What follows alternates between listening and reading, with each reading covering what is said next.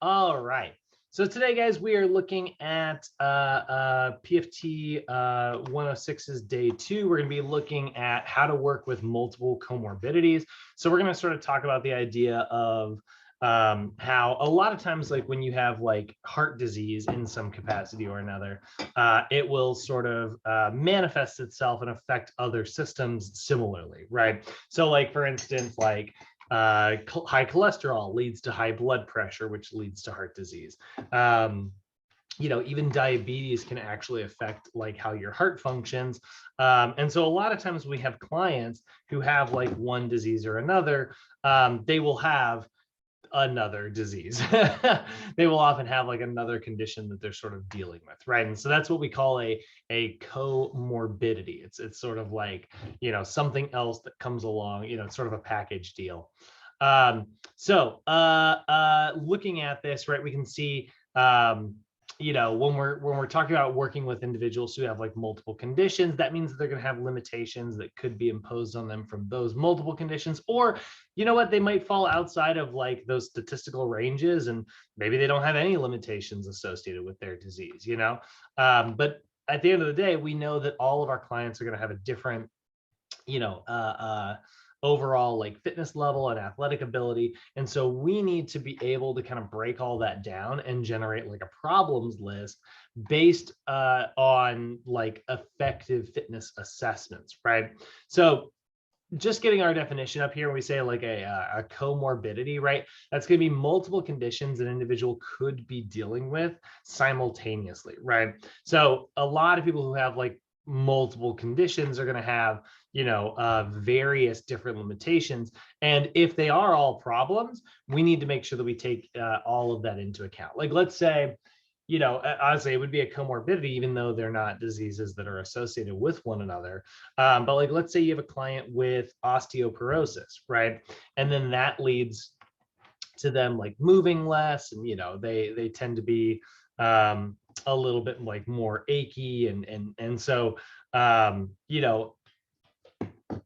getting up and moving around is just more challenging. So then they lead a much more sedentary lifestyle. And by leading that much more sedentary lifestyle, they start to develop like, cardiovascular disease, right? Their cardiovascular system gets worse, right? So now like, those conditions which were completely unrelated are sort of like linked in a lot of ways.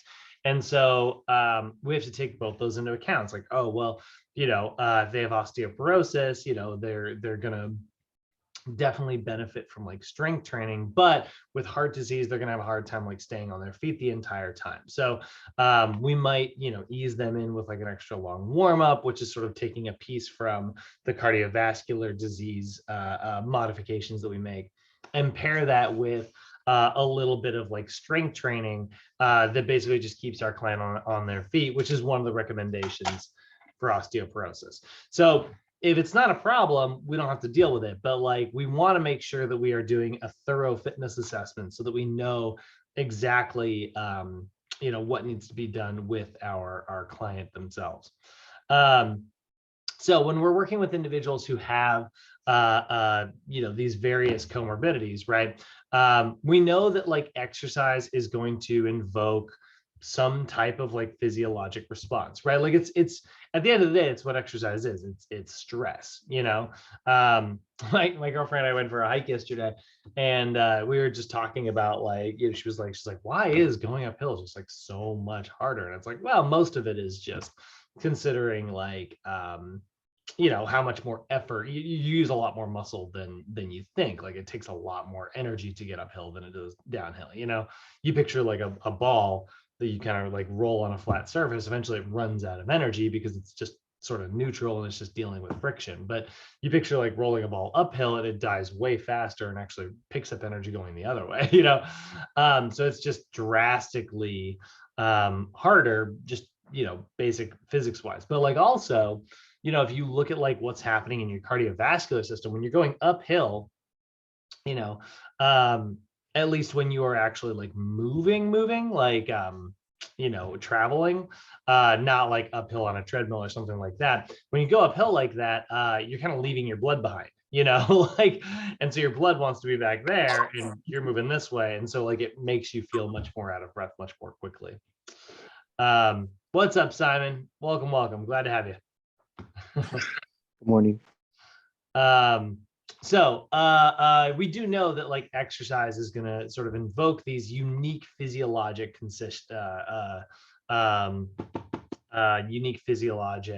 conditions, right? So like another one is we talked about that again is it's so funny because it's not covered in your book, but it's like, to me, it's the perfect example of like a disease and that sort of fits all the teaching examples that I need. But multiple sclerosis, right? Again, quick review, it's a nervous system disease where you're, well, actually, I guess it's an autoimmune disease where your immune system attacks your own nervous system, damaging the nerves and making it difficult for your neurons to be able to communicate effectively. Hi, bro. No, hey, Julio, welcome. No, thank you. So that's multiple sclerosis, right? And we know that exercise is really good for that because it can, you can, not for the disease itself, but it can train you for balance, right? And if your neurons don't fire properly, you're going to naturally have bad balance. And so if we can learn how to like catch ourselves and keep ourselves from falling all the way to the ground, that's a quality of life improvement, right? But one of the downsides to exercising is that it increases your body temperature. And when you increase your body temperature, your symptoms from MS are much, much worse. So like when someone has MS and their temperature goes up, they actually have worse balance. Their nervous system has a harder time communicating. And so like heat in particular is like a situation that really kind of sets off multiple sclerosis's symptoms, right? So that's sort of another sort of teaching example of like the unique physiologic situations that occur during exercise, right? And we need to be aware of those. We need to know what those are so that like we can put our client on the stress. So it's like with MS, it's like, hey, like, chances are your balance is going to get worse consistently throughout this session. But we need to strength train because strength training is what's going to give you your balance, which is going to help you overall and just your life in general, right? So like that can be a real, challenge for some people. So, when you're working with that client, you just want to make sure that you leave yourself a note. You want to, write a program where you are ensuring that they have plenty of water breaks. You're trying to maintain, a cool temperature the entire time. So exercise is definitely going to reveal any weak points that our clients have. We are going to sometimes refer to that as our client's functional capacity, right? And this is where like they are as an individual. And so if we're looking at this, probably the biggest one that we're going to talk about is heart disease. I don't know why that PowerPoint's doing that, but heart disease is definitely going to be the primary source of a lot of our comorbidities. You can see some of it is like cardiac insult. That's actually like, heart attacks and things like that. It's usually like, actual heart damage. And so what will happen is your client will experience an increase in the load on their heart because their heart's not functioning very effectively, right? For those of you who have been through some of our other classes, we talk about this all the time. But if we look at like what cardiac output is, cardiac output, never actually Googled this for a picture, but I'm trying to find, yeah, that'll work. Your cardiac output is the overall performance of your heart, right? Oh, that works, I guess. And it's made up of two things. It's your heart rate times your stroke volume. So if you have heart damage, your heart rate is probably not going to beat very, very quickly. And you're going to have a decreased stroke volume because it's probably not pumping out very much blood per beat. It's not a very strong heart, right? And so like that decreases the overall performance of the heart rate. That's the decreased performance we're talking about, right? So now the amount of load coming onto the heart is much, much higher, right? Because like the heart is not functioning very well. And so it's going to have a hard time keeping up, right? Just like, if I don't train, let's say I just stop lifting weights and I don't train for the next, year, and then I come back to the gym and try to like lift at the same capacity that I'm used to being able to lift, I'm not going to be able to, right? Like the load is going to outpace like the strength of my muscles, because my muscles will have atrophied over that year. So now what's going to happen is the amount of energy that I have that I'm sort of outputting is going to be decreased as well, right? So what will happen with clients who have heart disease is they'll feel like they're working much harder because the load goes up, and the amount of energy that they're putting out is much, much lower. So they're just not going to effectively be able to keep up. And that's going to be very difficult. That's going to be they'll feel it, right? It'll feel like they're having a hard time catching their breath. It'll feel like their heart is racing, and that's just that decreased cardiac output that we're sort of seeing there. Again, chronic disease, multiple chronic diseases can be like very problematic, particularly the heart disease, which is we talked about this on Friday, the most common that we're going to see. So we want to make sure that we're doing a very clear fitness assessment. Fitness assessments are going to be an absolutely vital part of working really with any client, but like particularly clients who, come to us and tell us that they are dealing with whatever comorbidities. So of the 7 categories of exercise testing, right? So 7 categories of like fitness assessments, and that's been, that number is not a flat number. Don't pay attention. Like, don't try to be like, there are 7 categories of fitness assessments. That's not a note that you need to have anywhere. But the biggest ones that are going to be probably like really important for clients who, seniors or at-risk populations health-wise, are going to be our aerobic assessments. That makes perfect sense considering that like aerobic tests are obviously going to tell us about their cardiovascular system. Postural assessments, my favorite, because that tells us like what muscles are functioning what way, and how the skeletal system is moving. Endurance assessments, which are particularly based, they're very similar to aerobic assessments, except they are usually like a little bit more sports oriented, and they tell you particularly about their ability to train for cardio. So endurance assessments are things like, a 1 mile run even is an endurance assessment, and just timing your client. Even that actually counts as an endurance assessment. Probably wouldn't do a 1 mile run with a client who has heart disease. So it's not exactly a perfect example, but like a Vo2 Max test is a really good one. Anything where we're seeing basically how hard our client can push themselves to their maximum before like, having to sort of back off. And then another really, really, really big one are neuromuscular assessments. And neuromuscular assessments are balance and coordination assessments. So these are probably the 4 biggest categories. And for those of you who have been with us through last mod and other mods, we've definitely talked about these assessments before. In the past, we've looked at these, but we are going to be looking at all of these assessments very thoroughly in our next module when we get to what I like to call the assessments module.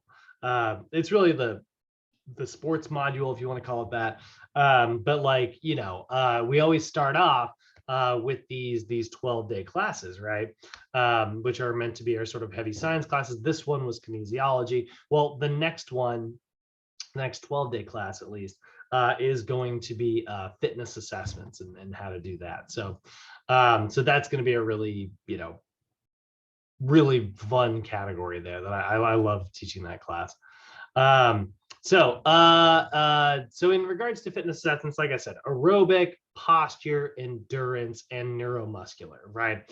And so like we want to know about our clients' balance. We want to know about like how long they can sort of exercise safely. We want to know about like how their skeletal system moves, and we want to know how their cardiovascular system is functioning. So during any fitness assessment, and this will always be true, the biggest thing that's very important for us is to make sure that like we are accounting for the accuracy of the assessment. So we want to make sure that like the results of that assessment are consistent. We want to know that we can perform it reliably, and we want to know that we can pull it perform it safely. So here's a really good example, of making sure that like you are being consistent and accurate and reliable. Safety is not really an issue during this type of assessment, but let's just say you're doing a circumference measurement assessment, right? And that actually isn't one of our categories here. It is a body composition assessment, so not a category that's necessarily in crazy important for somebody with like heart disease or something like that. But let's just say like we do know that like obesity is linked to several different cardiovascular diseases, and so if we can sort of track our client's circumference measurements and we see that that's like changing consistently over time, that can show us that we might be going in the right direction. So it's still an assessment that's very valuable, even if it's not one of our major categories here. But here's the thing, right? Like what happens if you bring your client in and you measure their waist and you're like, all right, the waist is currently like 40 inches. You use a tape measure and, you pull on it and take the measurement down. And then like the next time you train your client, you do the same thing. You do this. It's like, hey, we're going to do a reassessment. Not the next time, but let's say 4 to 6 weeks later, you're going to redo their assessment, so you can see if they've made progress or not, right? So then you grab the tape measure, you do the exact same thing, but you didn't pay any attention. You're not being as cautious, and so maybe this time it's sitting at an angle, right? It's running from maybe this part of their to this part of their body, right? And it's not very consistent. And maybe this time you didn't pull very hard on the tape measure because you don't know how hard you pulled last time. So you have kind of a loose grip this time, and then all of a sudden your client has lost 10 pounds or something over all this time. And then you look at their circumference measurement and you're like, oh, and you gained 3.5 inches on your waist, right? That was not a very reliable, very accurate way to assess. So we need to make sure that we're being consistent in how we do these fitness assessments, which is actually why, tape measures, measuring tape,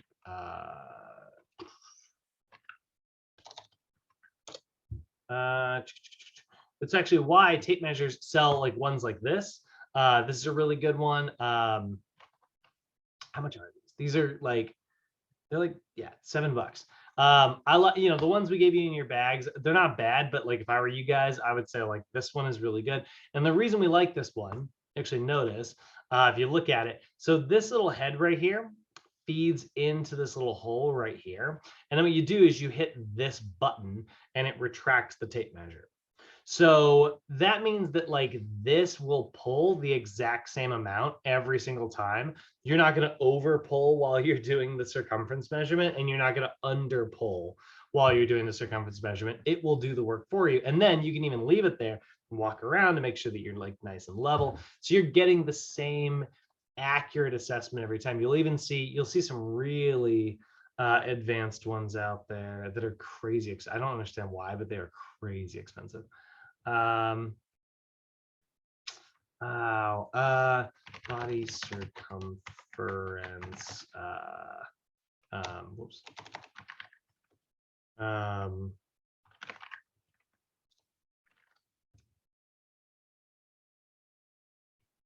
Yeah, oh no. There are these ones that are, I don't know why they're so expensive. There we go. Yeah. What are they called? It's such a weird name. Gulick. A Gulick measurement, and it's $100.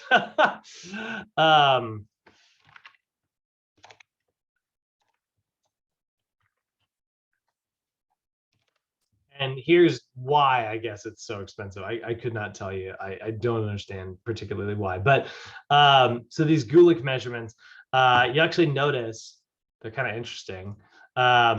See how like the end of the tape measure is tied to like a little piece of like fishing string. 0 measurement starts there, right? And then this side, that's a spring in that little tube. I don't know if you guys can see that accurately. There you go. So you can see there's a little spring inside of there. And the way it works is there's also this little like rod, this little tube right here. So what you're going to do is what you don't see is inside this, there is tied to the end of the spring, these 2 little red balls. And so what you do is you pull on the measuring tape, and that brings these two little red balls this way. And what you're supposed to do is you're supposed to line it up in between this like the end of this little black sleeve. So both of them travel, and then where you see like you're in the middle of the two of them. And so what that does is that ensures that every time you're measuring someone, you are using perfectly exactly the same amount of tension as you have like every time you've measured them. But they're like $100. So just get the one that you hit the button and like it retracts for you. It's $7, and it's also very, very accurate. Get this one, like they're $7 and they work just as well. I've worked with both of them over the years. But yeah, anyway, these are the reason they're putting so much emphasis there is it's really trying to make sure that let's say I'm working in a place where I'm doing measurements for a client, and so is Cyrus. Like we're both working in the same place, and I check people in on Mondays, and Cyrus checks people out on Sundays, right? And we both measure the client, and we're trying to see if like their inches or their measurements have changed over time. Well, it's going to be different. Like I'm going to have a different opinion on how hard I should pull compared with Cyrus. But if we use, that tape measure that does that for us, we know that it's going to be consistent every single time.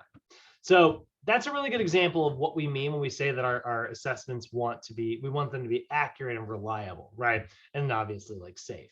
So other ways you're going to be very accurate and reliable is you guys are going to know how to do these assessments inside, outside, backwards, and forwards. So one of them, the Ymca step test, for instance, this is a cardiovascular assessment that is very, very good to know how to do because it's very easy to set up. And it's a really great way to be able to measure our clients' cardiovascular efficiency. So how do we do it? How do we do the Ymca step test? Oh, what's going on with this website? There it is. Well, here are all the rules, right? These are all they need to be perfectly accurate here. First off, you're always going to use a 12-inch step.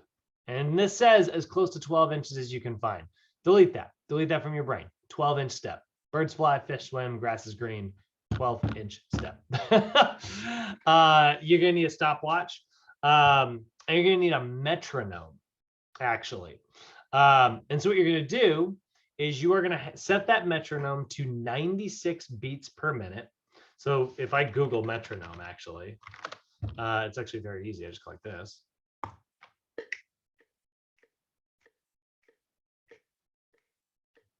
So now I'm going at exactly 96, a step of 96. And then I've got a stopwatch. And I'm going to tell my client, I'm like, look, you're going to go exactly for 3 minutes.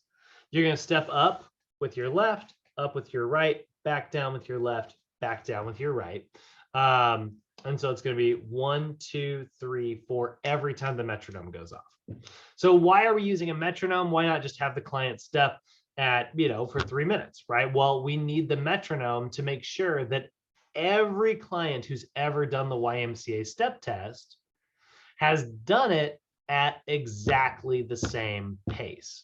So you think about the fact that it's 96 steps per minute. So 96 times 3 minutes, every person who's ever done this has done 288 steps in the assessment. That's exactly how it works, right? 1, 2, 3, 4, 1, 2. And I guess actually, if you consider a step to be 4 parts, it's 288 times 4. It's actually that many. But that makes sure that everybody who's ever done it does it at exactly the same thing. Now, the next thing we're going to do is we are going to measure how quickly their pulse recovers. So once that 3 minutes is over, we're going to have our client immediately flip around, take a seat onto the 12-inch step, or if we have a chair nearby, we could have them sit in that. And then we are, as quickly as possible, going to start measuring their pulse, and we're going to measure it for 60 seconds. And the pulse is going to be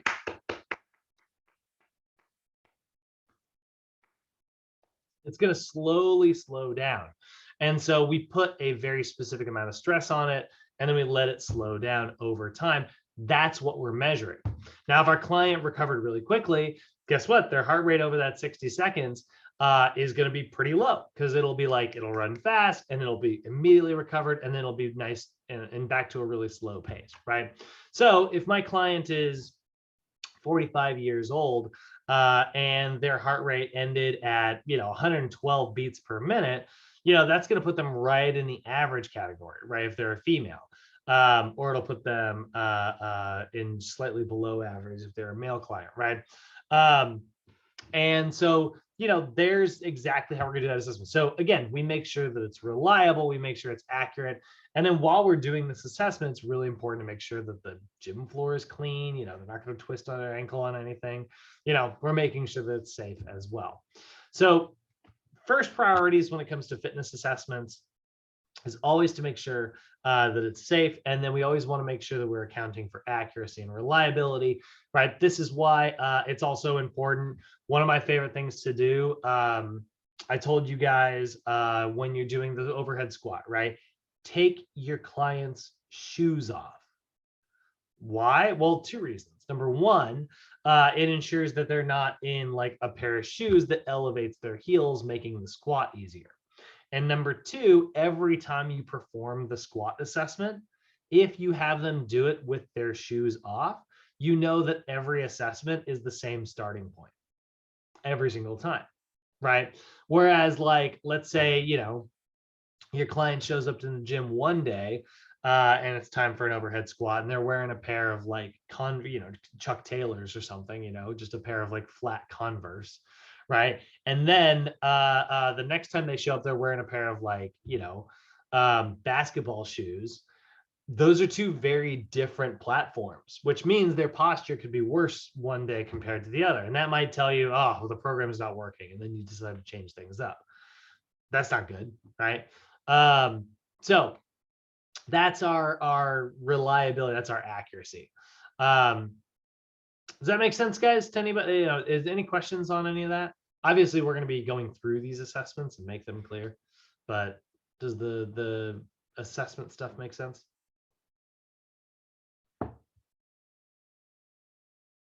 Seems to. Yes. All right. All right. Well, let's take a look at what our job is during an actual session, right?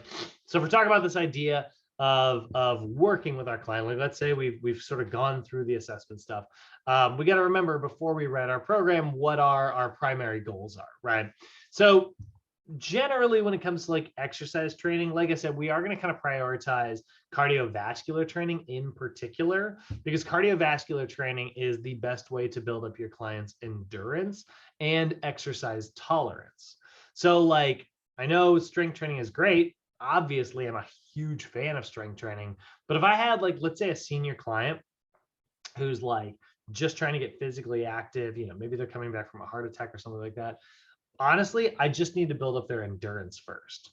So if I can just get them walking multiple times per week, that is enough physical activity for now. And we can deal with all that other stuff, the particulars of building up their strength and flexibility and all that other stuff. We can worry about that later. But honestly, right now, I need to maintain my clients' endurance so that number one, they can, live their life. And number two, they can even get through a full session, So when it comes down to the priority goals of general exercise training, right? Our job, our goal is to mediate the effects of whatever the disease they might be dealing with, right? Let's say they're dealing with diabetes. Well, sometimes that can lead to like neurologic problems like neuropathy.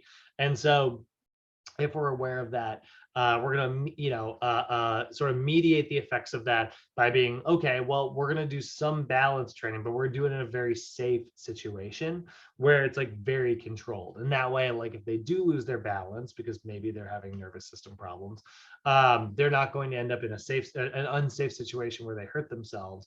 But also we're working on this, like, increased capacity towards what they are dealing with in particular, right? If our client has arthritis, right? I'm going to mediate the effects of that arthritis by giving them something to, let's say I'm doing a kneeling hip flexor stretch. Well, a kneeling hip flexor stretch, that's this one right here.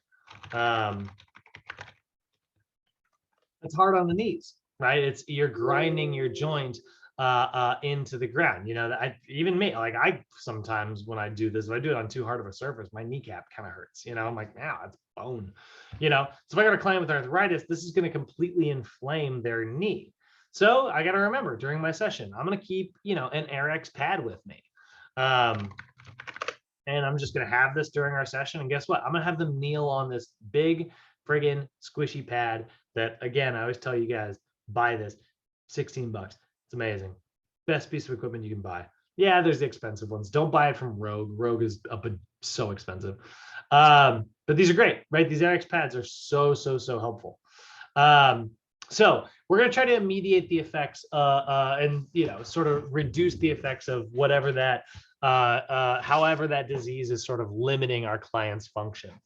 And then we're going to sort of, you know, the next thing we're going to prioritize is improving the overall function so they can sort of combat that disease. I got a client with arthritis. Great. Let's talk about like mobility so we can make sure that their joints aren't grinding and, you know, make sure that they're moving properly. Let's activate the proper muscles, right? Let's get their posture aligned so that they can deal with that arthritis. I got a client with neuropathy. Great. Let's train their balance. I got a client with cardiovascular disease. Great. Let's do some cardio. You know, that's the second major goal there, right? And then the other one is just increase their overall lifestyle physical activity.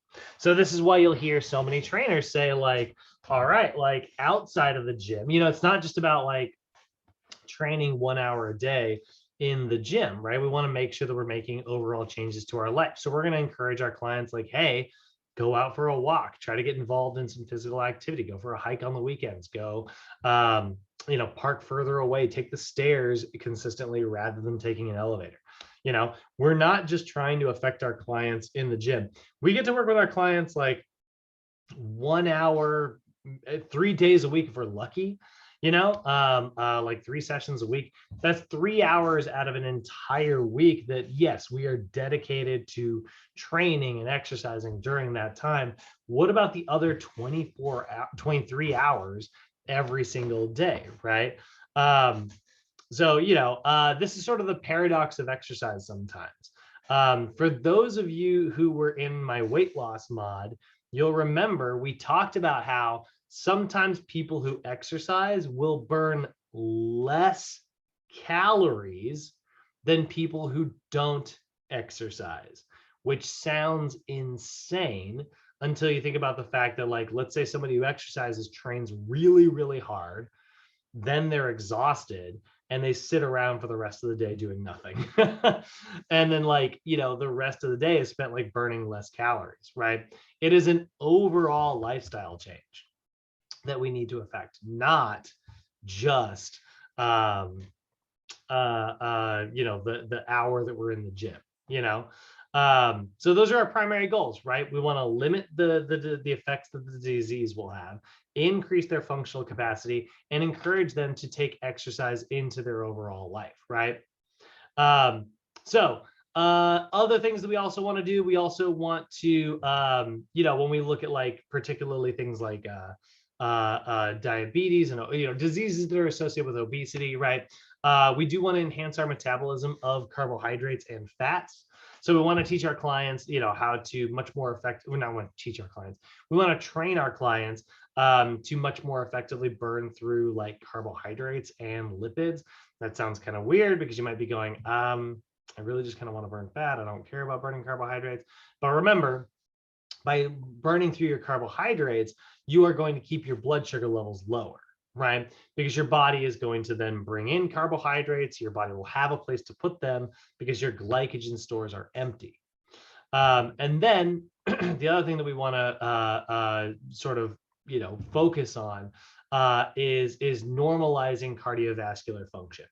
One of the things that you'll notice pretty early on when you start working with people is if you have a client with cardiovascular disease, they will have a really hard time normalizing their heart rate right off the bat.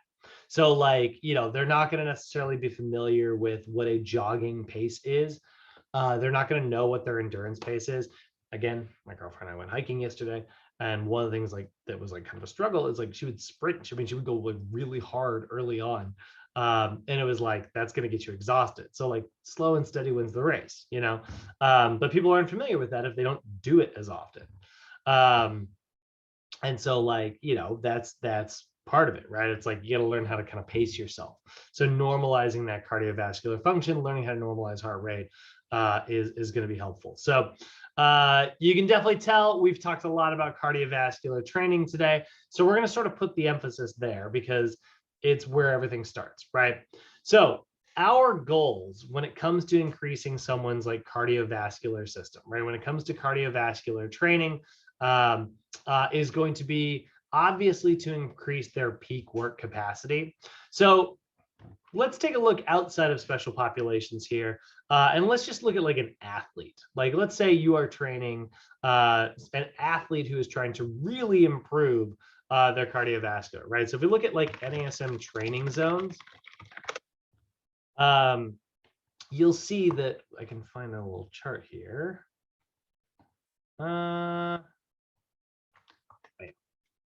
That one, and can I get an example of all three zones next to each other?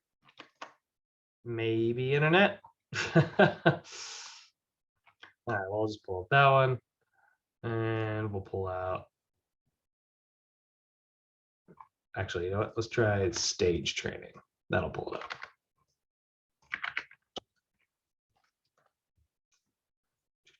Don't need that one. Oh, come on.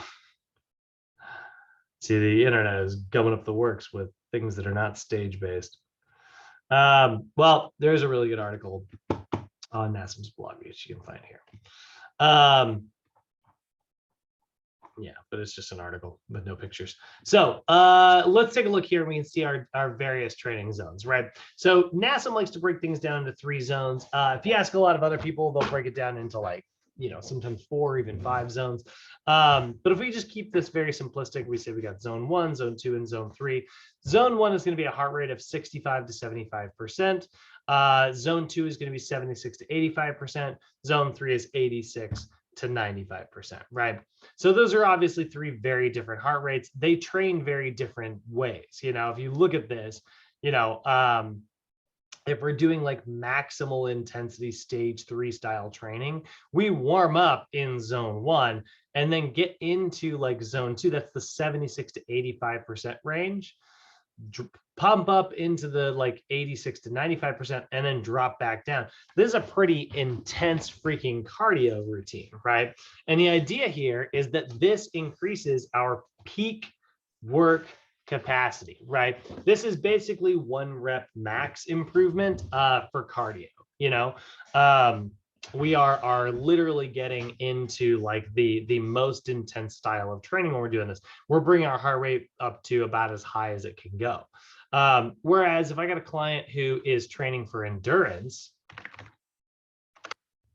you know, I'm really just going to kind of focus on building up that endurance through like stage 1. You know, you look at this and that's like, I know this chart's laid out differently, but you know, we just take them up to 65 or 70. We don't ever get into 76% of their heart rate. We don't get that high. We don't get into 95%. We certainly don't get that high, right? We just get it somewhere between 65 and 75 for about 30 minutes, right? So that's really good for improving endurance, right?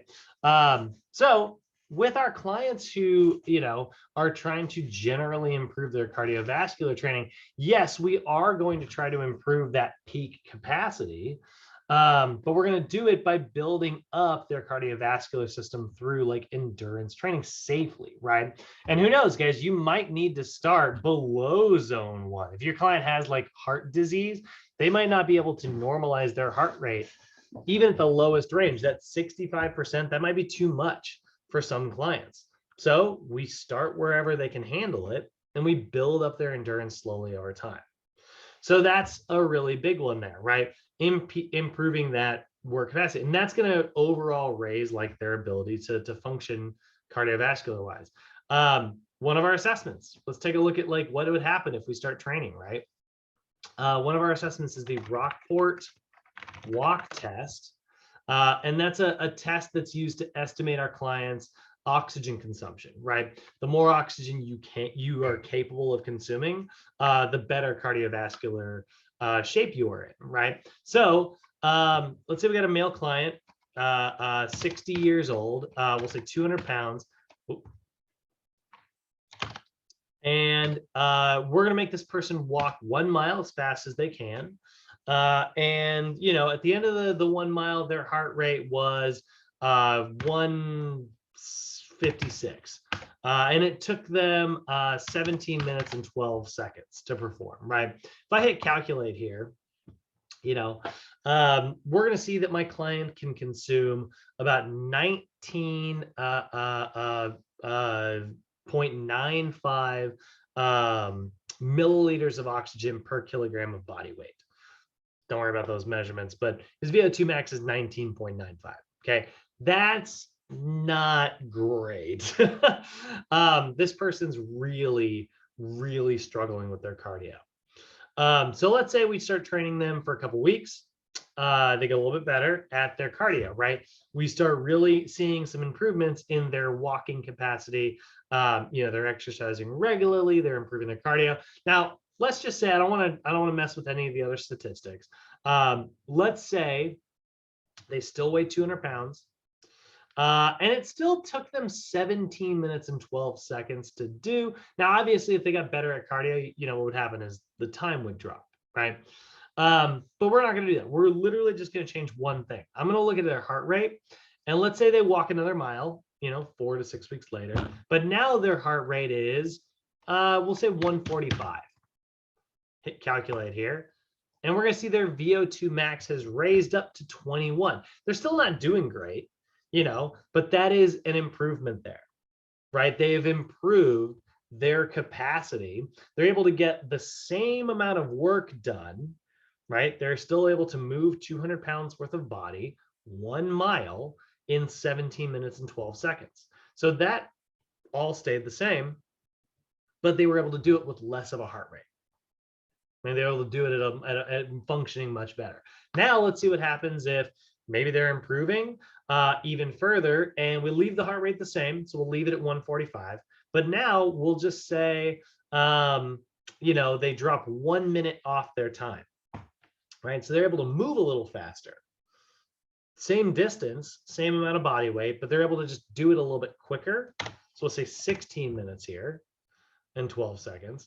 And their VO2 max is 21, and we hit calculate, and now it's 24.94.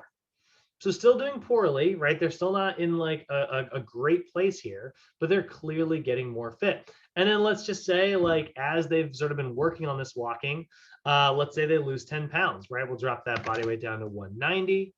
You know, we see 24.94. We hit calculate, and now their VO2 max has gone up to 25.7. So why did these numbers move based on some of these statistics that were changing, right? Well, let's look at the first one. The heart rate's pretty easy to understand, right? We know that, like, obviously their VO2 max is getting better when they're able to do a mile's worth of distance with less beats per, you know, per heart, you know, less beats per pump. So their heart is able to put out just as much blood, just as much oxygen with less beats. That's a great improvement, right? Or they're able to, like, just step a lot faster, and that shows that they're able to, like, work a little harder with their muscles, even if they are, you know, not necessarily affecting the heart rate. But the last one's the weird one, right? It's like they weigh less. They weigh 190 pounds. But that actually raised their score. That raised their VO2 max. Now, to me, when I hear that, you know, when I hear somebody like losing, I'm like, does that mean they're carrying around less body weight, so the test is now easier, right? So shouldn't that lower their score because, like, their test is easier than someone who, you know, would weigh more, right? Wouldn't that kind of make the math sort of lower their score? Well, here's the thing, right? This isn't a score of points. This is a score of volume of oxygen consumed at max. So their VO2 max. So what that means is that's how much oxygen they're consuming. Now, when I say consuming, you guys from physiology, you know this, I don't mean how much air is going into their lungs, right? Because most of the air that comes into our lungs, well, not most, but a lot of the air that comes into our lungs doesn't get used, right? It comes right back out. The air that does get into our bloodstream, right? We consume that in our cells. So this person weighs 190 pounds, right? They have 10 pounds less cells than someone who weighs 200 pounds. And yet they're consuming more oxygen. That's a good sign. And that's what's kind of interesting about the VO2 test. That's why it's some seriously very fancy math. And why this test is so cool. So that's what we're going to see there. So again, let's say we keep training our client, right? And they keep improving. Now they drop to 185 pounds. Their heart rate drops down to 140. They drop another 30 seconds off of their time, right? And we hit calculate here. And now their VO2 max is 28. Let's say they lose another 5 pounds. They're down to 180. Their heart rate's like 135. They drop another 30 seconds, right? And suddenly, we've made it. Their VO2 max is 31. They're able to consume even more oxygen now, but their score is fair. They improved, right? So they're traveling faster, they're traveling easier, and their body is consuming more oxygen. It's improving in cardiovascular. So again, this is why it's one of our favorite assessments out there. The Rockport walk test is one that we're going to practice when we not meet up next time, but when we're in the next module. So that's our goals, right? Our goals are to improve our peak work capacity. So that's almost like, basically how fast you're traveling. The neural and vascular function. So your heart, controlling your heart rate, and endothelial function. We're trying to, control our blood vessels, right? Now this one, we're not going to see any results of that in the Rockport or anything. I'm not going to draw any conclusions on how someone's blood vessels are functioning based on a Rockport assessment, but talking about like how one of our goals is improving our blood vessels capacity to like dilate and constrict. This informs how we train. One of the things that I'm going to be teaching you guys, we're going to get to cardiovascular, we're going to get to hypertension in a little bit. That's one of the diseases we're going to be looking at this week. And one of the things that we do for clients who have hypertension is we do what is called a peripheral heart action circuit, okay, or a PHA circuit. And what a peripheral heart action circuit is it's just a circuit that you organize in a very specific way. So if I look at like circuit training, circuit training, we know that is just doing multiple exercises in a row, not taking any rest and going from one to the next, to the next, to the next, to the next, right? So I Google it. Here's an instant example. Very weird little circuit here, right? So this person is going to do thrusters into renegade rows, into a chest press, into a plank, into a tricep, into a lunge with a curl. I actually love this. This is a great circuit. I'm a big fan. 1, 2, 3, 4, 5, 6 exercises. Whoop, back to back to back to back. They're not resting. They're just going to do as many as they can each time, right? Great. Love it. Cool. But what if I got a client with blood pressure issues? Well, what I can do is I can vary my circuit here. I can choose to do something a little bit different than this version, which is going to be a circuit that actually goes from upper body purposefully down to lower body, back to upper body, down to lower body. And so we call that a peripheral heart action circuit. And a peripheral heart action circuit might look something kind of like this instead. They're going to do bench press. That's an upper body exercise. Into I guess that's supposed to be a leg extension. That's so funny. There aren't any leg extension machines at this angle. There's like curl machines at this angle. That's very funny. Anyway, let's say it's a leg. It just typically you're not kicking all the way way up, above your eye level. Whatever. So bench press, that's upper body. Leg extension, that's lower body. A lat pull down, that's upper body. those are calf presses, that's lower body, into a shoulder press, that's upper body, into a hamstring curl, that's lower body. So upper, lower, upper, lower, upper, lower. Now, what that's going to do is, when you use your upper body, your blood vessels go, oh, we need blood in the upper body. So they dilate all the blood vessels that bring the blood this way, right? They open those blood vessels up. Meanwhile, the ones that go to your lower body, they constrict. Just like when you start exercising in general, your digestive system, it actually constricts blood flow. You kind of, I'm not gonna say you stop digesting food while you're working out, but like you're definitely not using your digestive system as much while you're exercising. It slows down because the blood flow restricts. So when we're doing this kind of thing, the blood vessels in the legs constrict and the blood vessels in the upper body dilate. Then all of a sudden you go to your next exercise with no rest, immediately into the next one, and wham, all of a sudden the blood vessels in your legs need to open up and the blood vessels in your upper body need to constrict.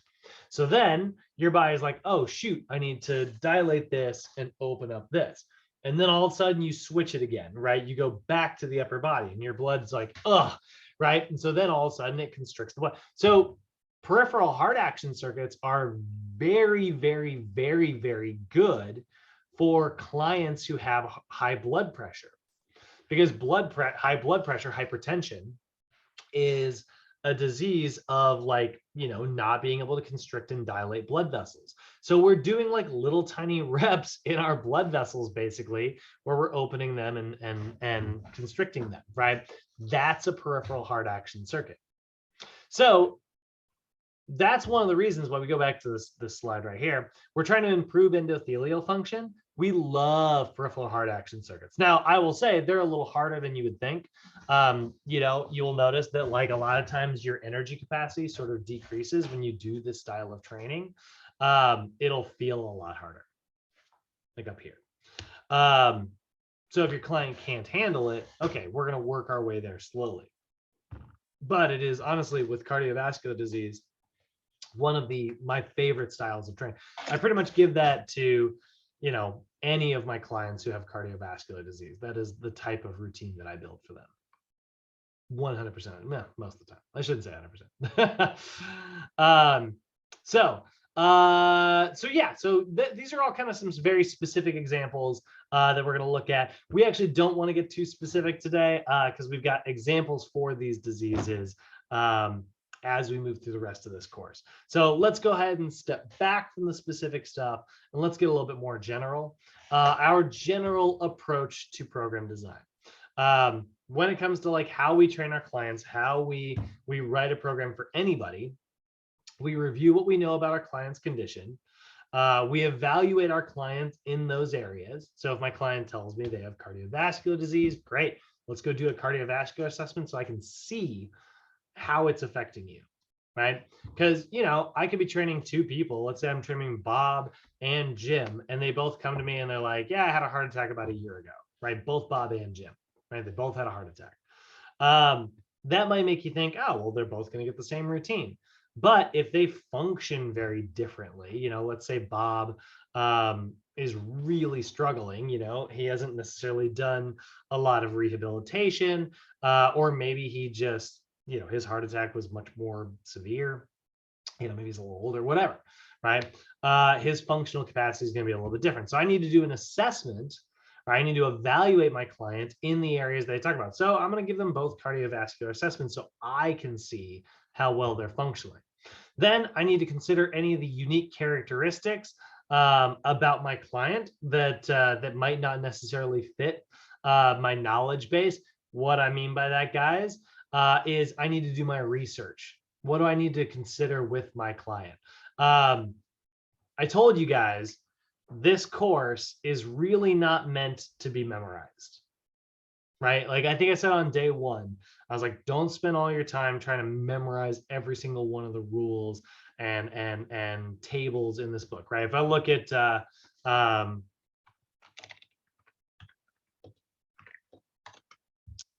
like the table here for a client with diabetes, right? Is it the right one? Yes. Here's all the rules. That's a lot to memorize. And that's just diabetes. What about youths, seniors, osteoporosis, arthritis, hypertension, coronary heart disease, peripheral arterial disease? Can you imagine having to memorize every single one of those tables? It's a lot of information to have to memorize. So instead, what I want you guys to know how to do is how to look it up, right? I want us to know like how to look this up. And this is why NASM doesn't test you on stuff like this. I said on Friday, don't memorize all those medications, right? Don't memorize what those that's so much of your brain space. You guys got a big 100 question test to pass in a couple months, like don't fill up your brain with, what these medications are going to do, but certainly fill up your brain with the knowledge on how to look it up. I don't have these memorized. I never have, but I do know how to like, oh, okay, what medication are you on? They say I'm on a beta blocker. Great. I write it down. I take that information home. I look at my book and it tells me what's going to happen if they're on a beta blocker. Their heart rate's going to be a little bit lower. Their blood pressure is probably going to be a little bit lower. Cool. Now I'm aware of that. Okay. And so I can make adjustments next time I see my client. So consider the unique characteristics. Ask yourself, what research do you need to do? What do you need to consider when working with this client in particular? This is also one of the things that I always talk about, just outside of like diseases. But a lot of times I just want to know my client's schedule. That is very often one of the first things I ask people. When they ask me to write them a routine, I'm like, what does your life look like? Tell me your schedule, And once I get that, then I can, sort of work on that other stuff. Cyrus, right? Edwin, was it on we met Thursday, right?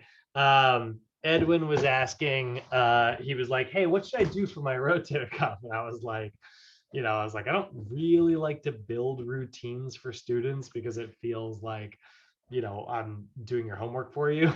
But I was like, but I will sort of show you. And so we went upstairs and I was like, what is your, I was like, Edwin, how often do you like to lift? What's your schedule look like?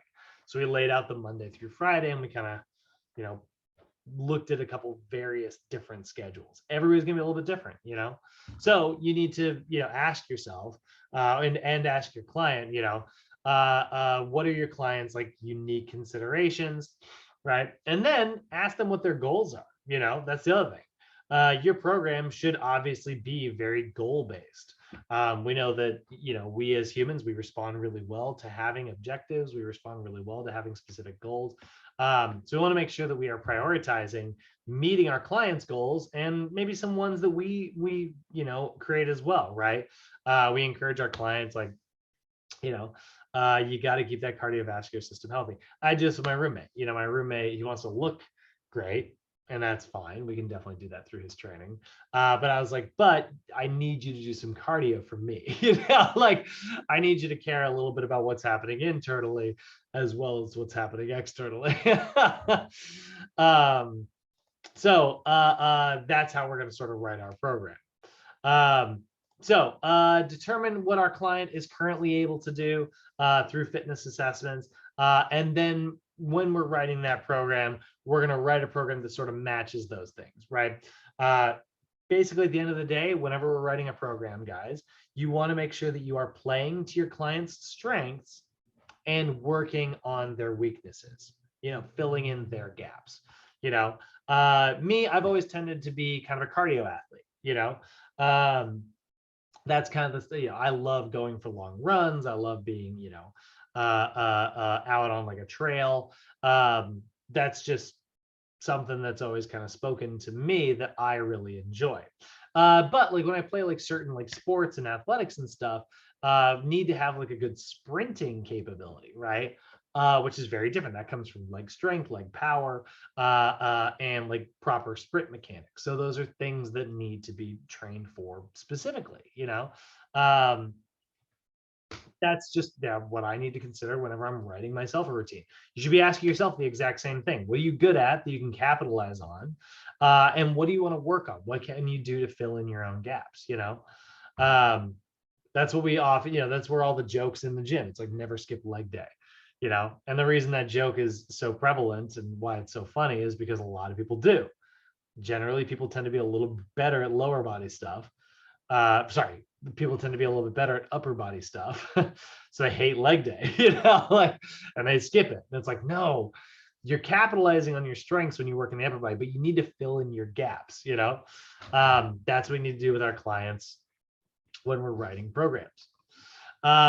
So definitely make sure that you are also, looking at those special considerations, right? Be prepared for the fact that if your client does have some type of cardiovascular disease, you may need to stop the assessment. And that's basically just like, hey, write that down. Let's say your client's doing the YMCA step test. It's a 12-inch step for 3 minutes. Not everybody can handle that.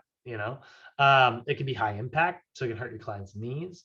If that's the case, maybe the Rockport walk test is a better cardiovascular assessment. Or maybe they just don't have the cardiovascular capability to go up for 3 straight minutes. It could be a little bit too challenging. That's fine. Great. Let's do a different cardiovascular assessment. Or maybe we can just do some general walking, some general cardiovascular training that is, erring on the side of caution, being a little overly cautious, maybe a little gentle, until we build that up. I had a client who had a really bad, she had fibromyalgia is not fibromyalgia is not a real disease. It's a disease that doctors will classify you with if they can't figure out what you have. So she had really bad fibromyalgia, which, what does that mean? I couldn't tell you. But she had really bad chronic fatigue. She had really bad balance. And so our priorities were to work on her balance. And then because of that, she stopped moving, which also damaged her endurance. So she had really bad endurance, she had really bad balance. And those are the priorities for our sessions, right? And so we would do a lot of step stuff actually. Because it's a great way for her to learn how to step onto one leg and balance, but also a really great way to consistently stress and build up her cardio. And I trained her in a 2-story gym that had an elevator, and so everything on the bottom floor, we weren't really using any of that, so we'd always have to go to the top floor, and she couldn't take the stairs, and so we would always take the elevator. And then one day I was like, you know what, we've been working with each other for a while. Let's take the stairs today. And she was like, I don't do stairs. And I was like, well, normally do stairs, but what I know is that you've been training and you've been killing it lately. Let's give it a shot. And so she went all the way up the stairs, and it was a really emotional moment. She was teary-eyed practically. And it was a really cool thing, So we prioritized building up her client. She wasn't able to do the YMCA step test, but kept training her after that. And eventually that became a cardio assessment that we did. And what's ironic is honestly, by the time she got to the YMCA step test, her balance was good enough that honestly, she actually scored really high her very first time doing it, because we had built up her cardio through other stuff beforehand. It was her balance that was a limiting factor. So honestly, and this is sort of, I would actually say that doing that was kind of a mistake on my part. Because it's oh, let's do this cardio assessment, see how you do. And I was like, that's not really what she didn't need it. We had overtrained her on cardio, not overtrained, but we had trained her to a really high capacity on cardio. She would have been better off with other balance assessments and things like that.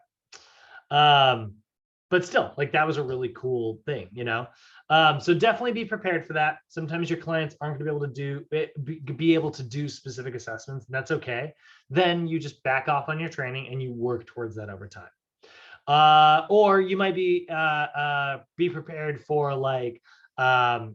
incorrect form, an atypical response for something. Again, we don't want to give our clients too much information when we're assessing them. When it comes to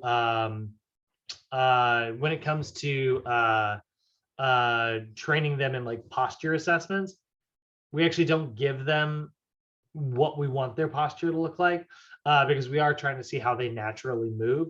However, don't go too far on that. You want to give them some instruction.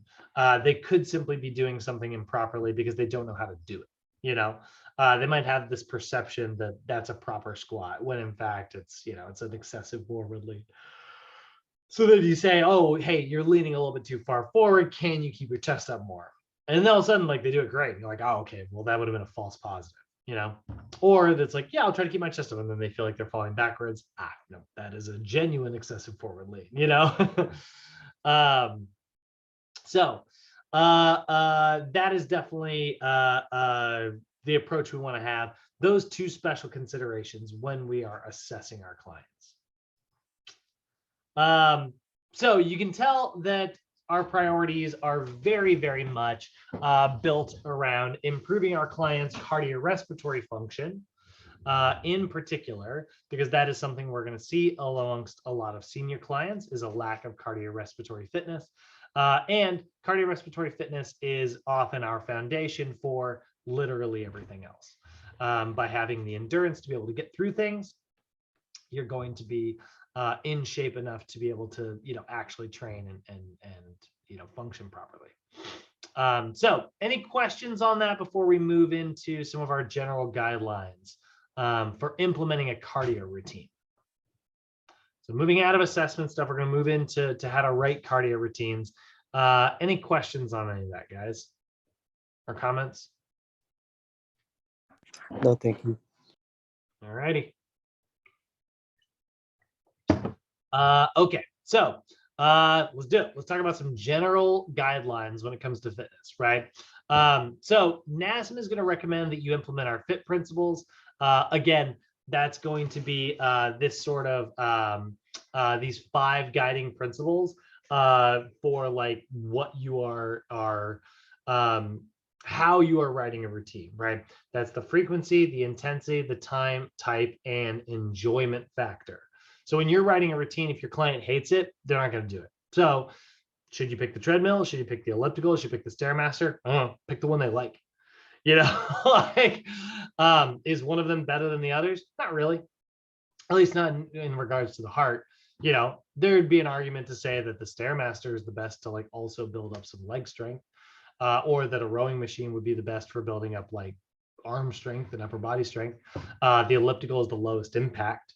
There's other peripheral things, but in terms of like just the enjoyment factor, right?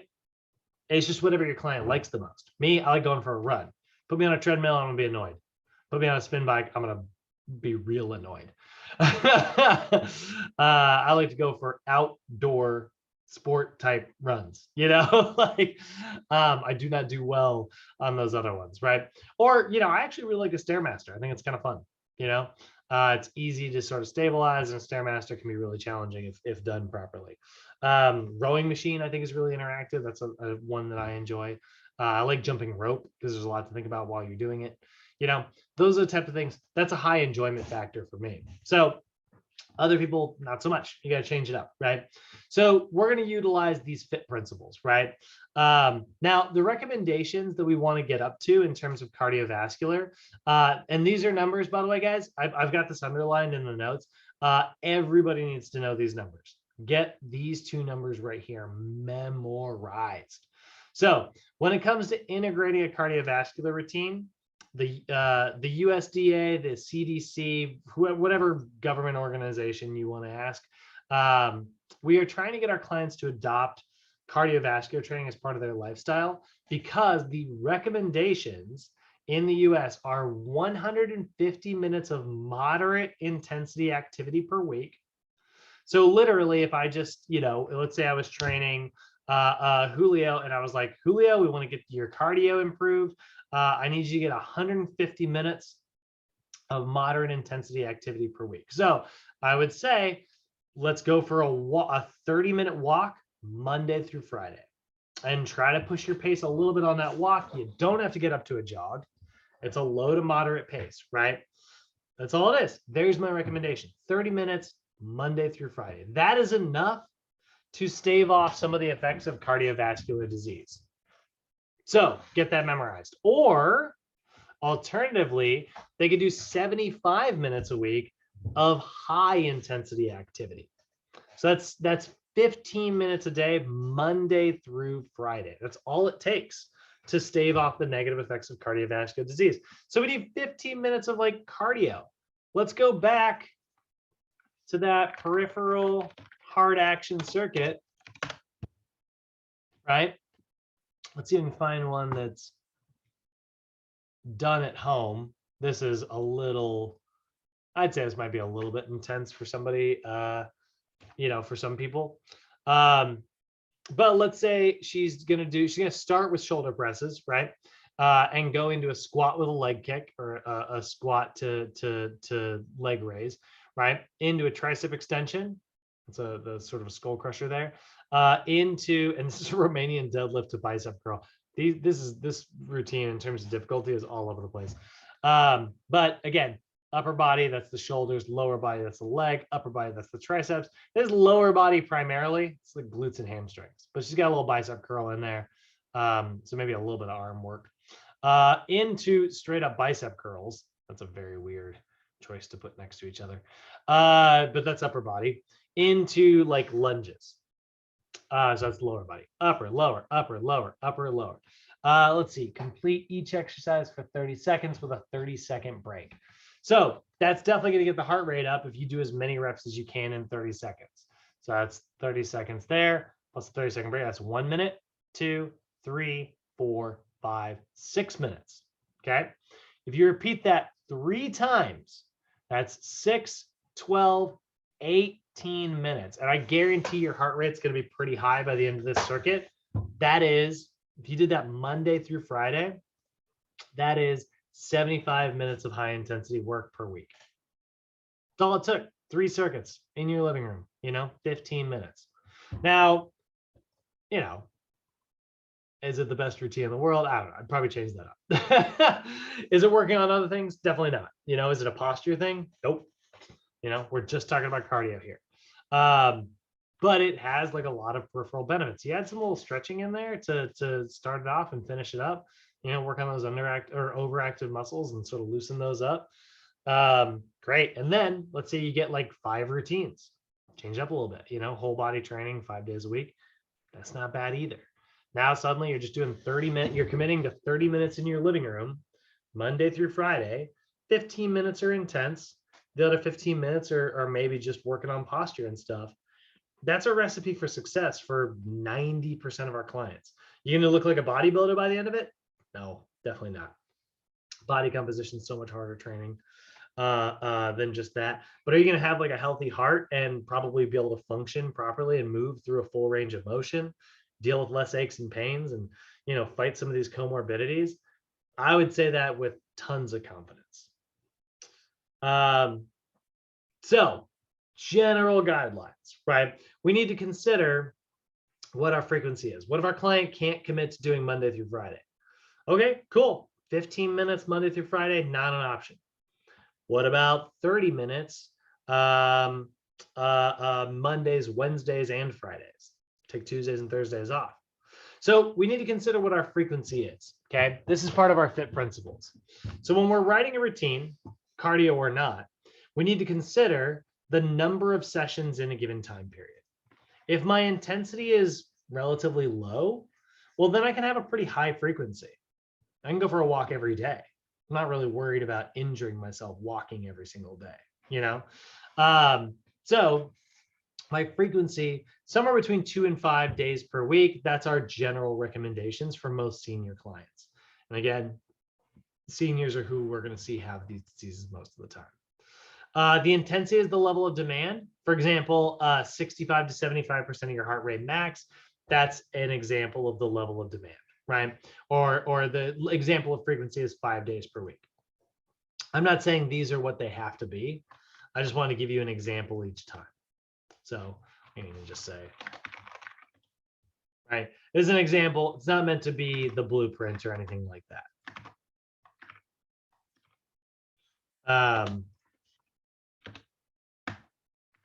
So 5 days per week is an example of frequency. 3 days a week is an example of frequency.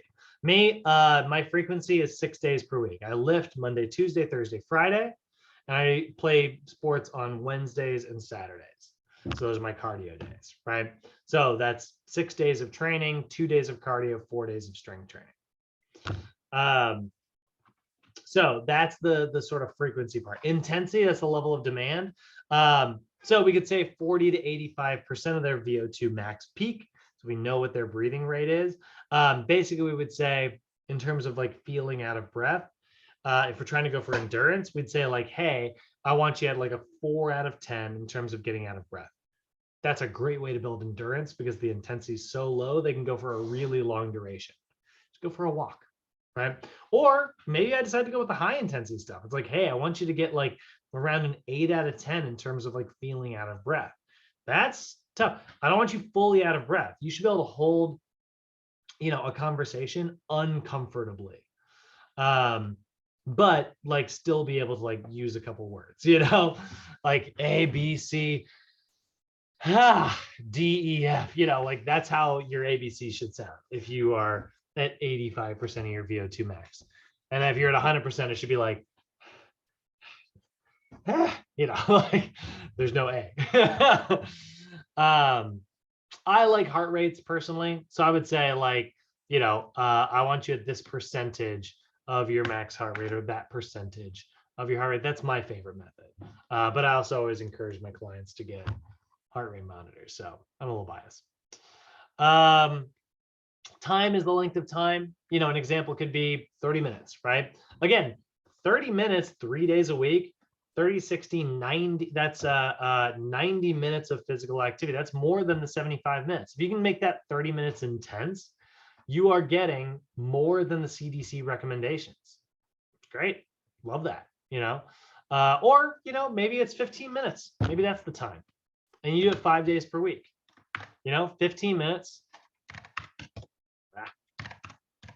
75 minutes per week. So get that 15 minutes, make it intense. Get that freaking heart rate up. So all of these are related, right? If my frequency is only 3 days per week, then my intensity probably needs to be a little bit higher. And my duration can be a little bit shorter, depending, right? Or let's say my frequency is a little bit higher, then my intensity and my time can be a little bit lower. There's sort of an inverse relationship here. So that's what you need to consider when you're writing these routines. Don't go high intensity, high frequency, and high time. If you have all three of those things up here, you're going to overtrain your client. You're probably going to injure them, or they're going to injure themselves, or they're just going to plateau. There's going to be too much stress, Type is the mode.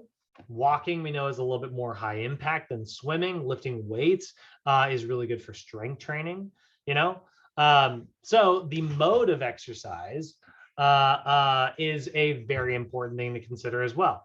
The type, right? So that's frequency, intensity, time, type, right? Again, put them on a treadmill every day. The impact might be a little bit too tough if they have something like arthritis. So you know what? Throw them in the pool. Now, for osteoporosis, we know that weight-bearing exercise in particular is really good. So make them lift weights. But the intensity of lifting weights is way higher. So we don't want to pull a muscle or anything. So maybe we blend that with a little bit of cardiovascular training that's relatively gentle.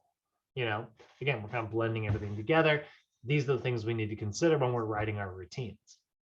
And lastly is the enjoyment factor, the level of pleasure derived from physical activity. How much fun the activity is. I hate spin classes. I know that people love them. If you're out there and I offended you, I apologize. But I just do not like spin classes. This is not my thing. Doesn't mean they're bad in general. If you're a spinner, you want to get you guys want to get certified as a spin instructor, great, do it. I fully support you. I just won't be coming to your classes. The enjoyment factor for me is really low. Other people, look at freaking, have you guys ever looked at like Soul Cycle? Soul Cycle is a spin school, and they are so popular. It's like a freaking cult. People get obsessed, and they sign up for their classes like the freaking a week in advance, because they're trying to get like a good spot in class. It's like a whole experience, Let's find a video of Soul Cycle. It's like a club. Yeah, here's an example. Like they play it like it's like dark in the room. This is a commercial.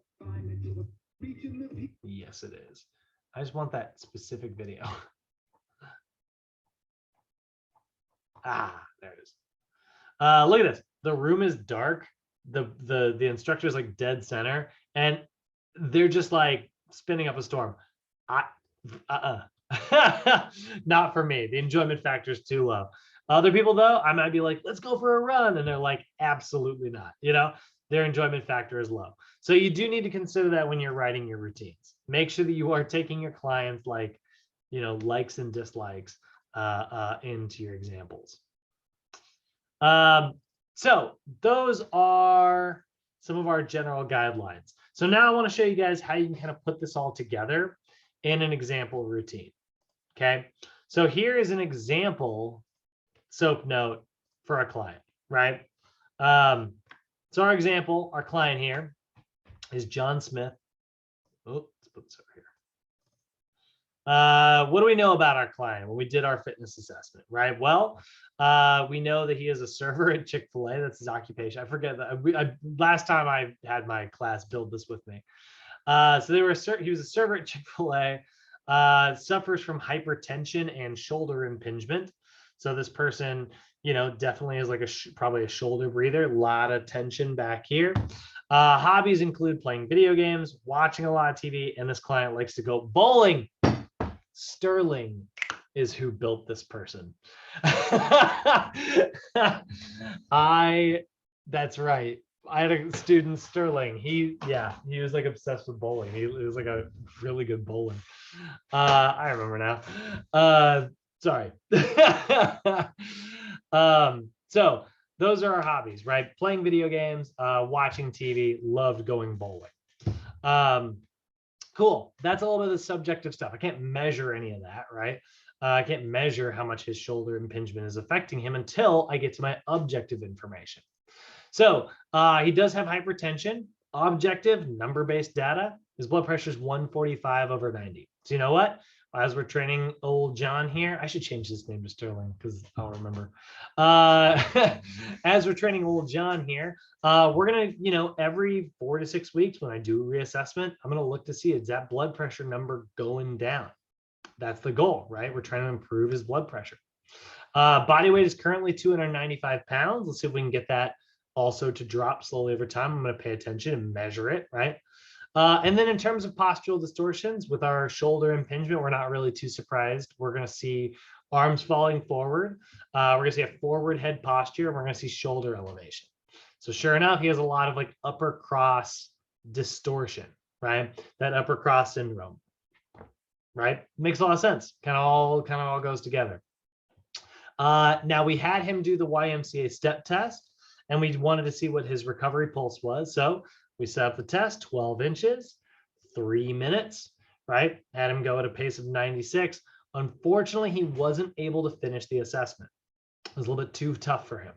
So you know what? That's all right. We're going to look and see if we can improve it. We're going to come back to that assessment every couple of weeks until he can get it done.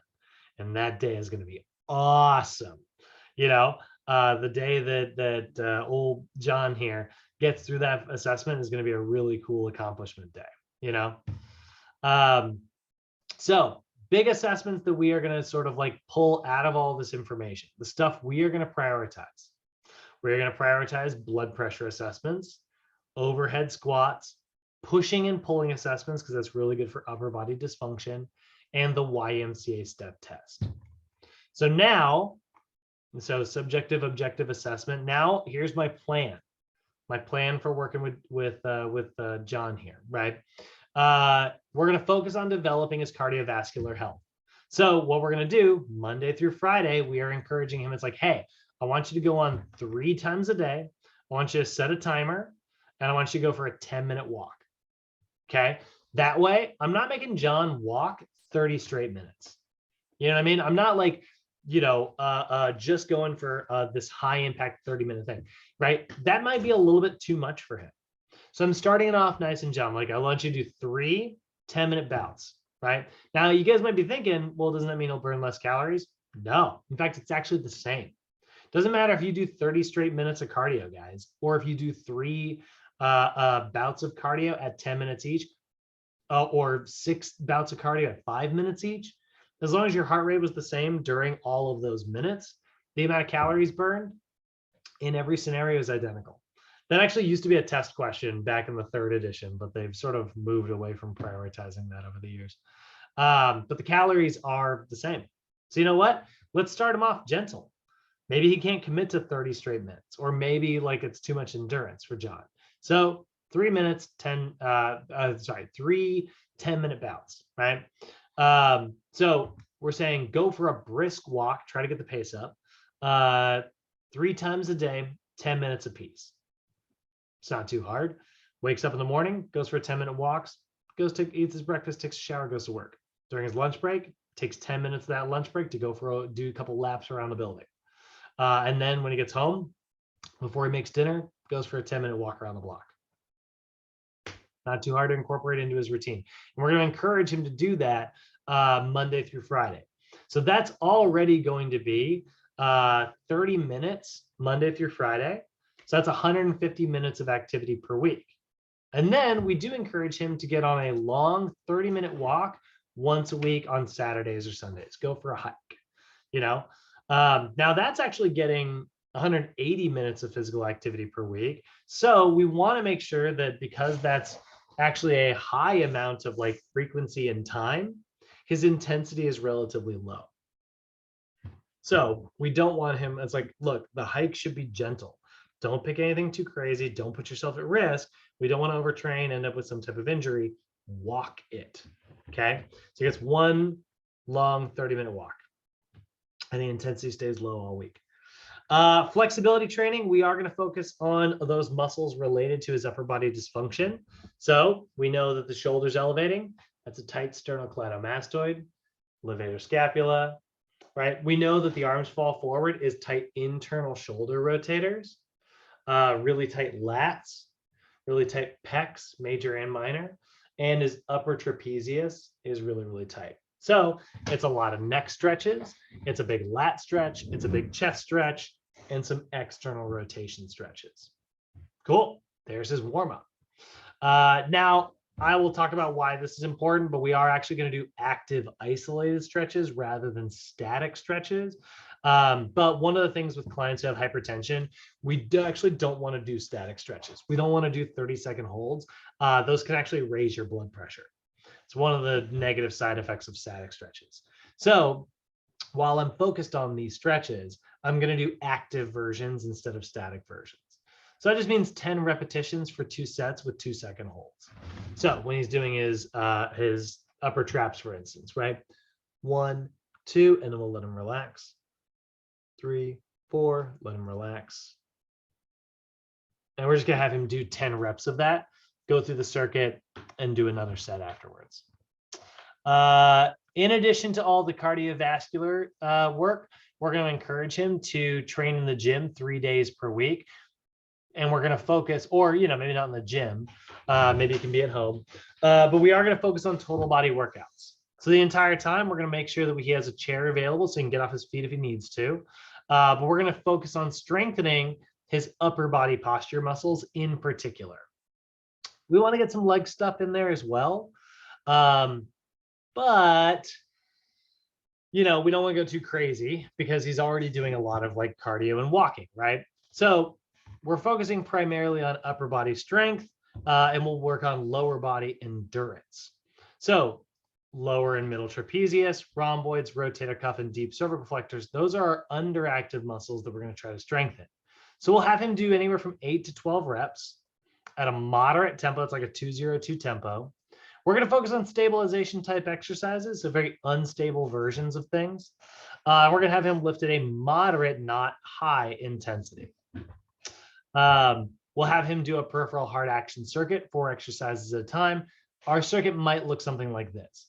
We'll have him do a body weight squat, into a dumbbell curl, into a walking lunge. This is where I'm hearing all this and I'm like, lunges probably not. And then single leg shoulder press. But not bad, not a bad example. You know, lower, upper, lower, upper. Now we are avoiding isometrics and we are doing actually 8 to 12 reps. And we are, they might be thinking, well, shouldn't we be doing higher reps? Ideally we would, but again, our client has hypertension. These are our numbers. You will see these numbers in a couple of days. That's why these are actually picked this way. And then one of the most important things, because he does have high blood pressure, avoid holding his breath. We don't want our client to pass out. And that is an example of SOAP notes. So now I would take all this and I would actually write a routine. I probably wouldn't do an example, by the way, in my soap notes. This was just so that like you guys can see. But I used to make people do the examples back in the day. And that's it. That is the approach. So starting tomorrow, we're going to be looking at a different soap note for every population. Tomorrow, we're going to start really gentle. We're going to look at 2 populations, youths and seniors. Some of you guys already know a lot about training youth, so that information is going to look really familiar. And then seniors is actually what we're focused on this entire module. So we are going to look at 2 very different populations, but believe it or not, the modifications that we make are actually very, very, very similar for both populations. So that is where we are headed. We're going to be looking at a lot of soap notes for our examples. But yeah, that's about it. Trying to think of what else I wanted to announce. We aren't meeting up this week right now because this is day 3, 4, 5, 6, 7. Yeah, we're meeting up next week. Cool. Questions, comments, concerns? How are you guys doing? Good. Doing good. All righty. 1, 2, 3, 8. I like looked at the Monday. I was like, oh no. All right. I'm seeing the Simpsons thumbs up. All right, guys. Let me kill the recording first.